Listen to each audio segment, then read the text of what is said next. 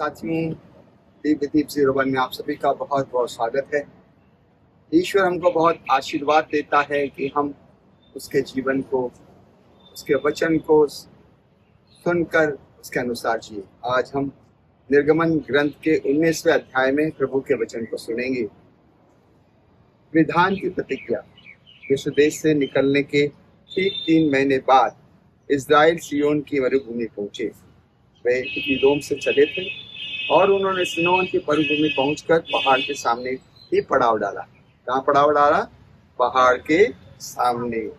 मूसा ईश्वर से मिलने के लिए पर्वत पर चढ़ा और ईश्वर ने वहां उससे कहा, तुम याकूब के घराने से यह कहोगे और इज़राइल के पुत्रों को यह बता दोगे, तुम लोगों ने स्वयं देखा है कि मैंने मिस्र के साथ क्या क्या किया और मैं किस तरह तुम लोगों को गरुड़ के पंखों पर बैठाकर यहाँ अपने पास ले आया।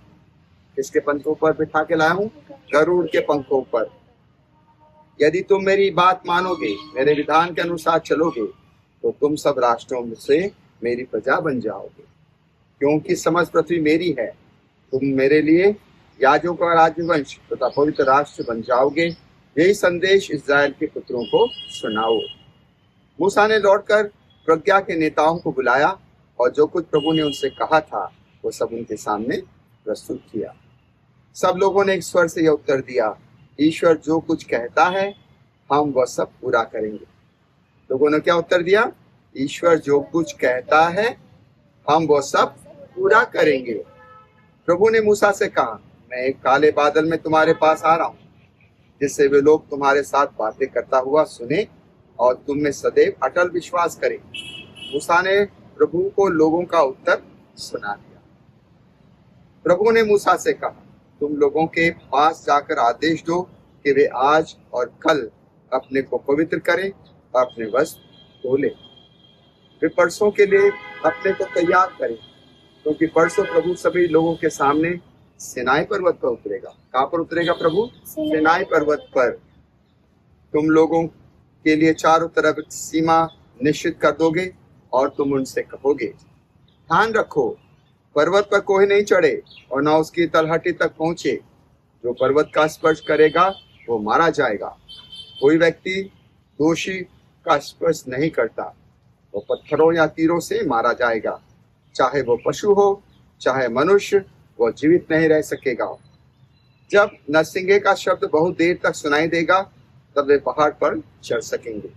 इस पर मूसा पर्वत से उतरकर लोगों के पास आया और उन्होंने उन्हें पवित्र होने को कहा और उन्होंने अपने कपड़े धो दिए।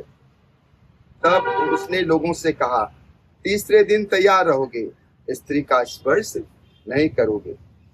तीसरे दिन प्रातःकाल बादल गरजे, बिजली चमकी, पर्वत पर काले बादल छा गए और तुरही का प्रचंड निनाद सुनाई पड़ा। शिविर में सभी लोग कांपने लगे। तब मूसा ईश्वर से भेंट करने के लिए लोगों को शिविर से बाहर ले आया। वे पहाड़ के नीचे खड़े हो गए। सिनाई पर्वत धुएं से ढका हुआ था। सिनाई पर्वत किससे ढका था? धुएं से ढका हुआ था, क्योंकि ईश्वर अग्नि के रूप में उस पर उतरा। कौन उतरा? ईश्वर अग्नि के रूप में उतरा। धुआं भट्टी के धुएं की तरह ऊपर उठ रहा था और सारा पहाड़ जोर से कांप रहा था। तुरही का निनाद बढ़ता जा रहा था। मूसा बोला और ईश्वर ने उसे मेघ गर्जन से उत्तर दिया। ईश्वर सिनाई पर्वत की चोटी पर उतरा और उसने मूसा को पर्वत की चोटी पर बुलाया और मूसा ऊपर गया। ईश्वर ने उसे कहाँ बुलाया? पर्वत की चोटी पर। प्रभु ने मूसा को आज्ञा दी, नीचे जाकर लोगों को चेतावनी दो कि वे प्रभु के दर्शन करने के लिए आगे नहीं बढ़े, नहीं तो उनमें से बहुतों की मृत्यु हो जाएगी, है ना। तो मूसा उन्हें आगे बढ़ने से मना करता है, क्योंकि हम अपनी नंगी आंखों से ईश्वर का दर्शन नहीं कर सकते। यदि हम करें तो हम मर जाएंगे, है ना। वे याजक भी जो प्रभु के नाम पर आया करते हैं अपने को पवित्र कर ले, जिससे ईश्वर उन पर क्रोध ना करे। मूसा ने प्रभु से कहा, लोग सिनाई पर्वत पर नहीं आ सकते, क्योंकि तूने स्वयं हम लोगों को कड़ी चेतावनी दी कि पर्वत के चारों ओर एक सीमा बनाकर उसे पवित्र बनाए रखो, है ना। पर्वत को कैसा बनाए रखो? पवित्र बनाए रखो। तब प्रभु ने उससे कहा, नीचे जाओ और हारून को लेकर फिर ऊपर आ जाओ। लेकिन याजक और लोग प्रभु के पास पहुंचने के लिए ऊपर नहीं आए, कहीं वह उन पर क्रोध ना करे। इस पर मूसा लोगों के पास नीचे गया और उसने उन्हें ये बात समझाई। तो इस प्रकार हम प्रभु की आज्ञाओं का पालन करते करें, है ना।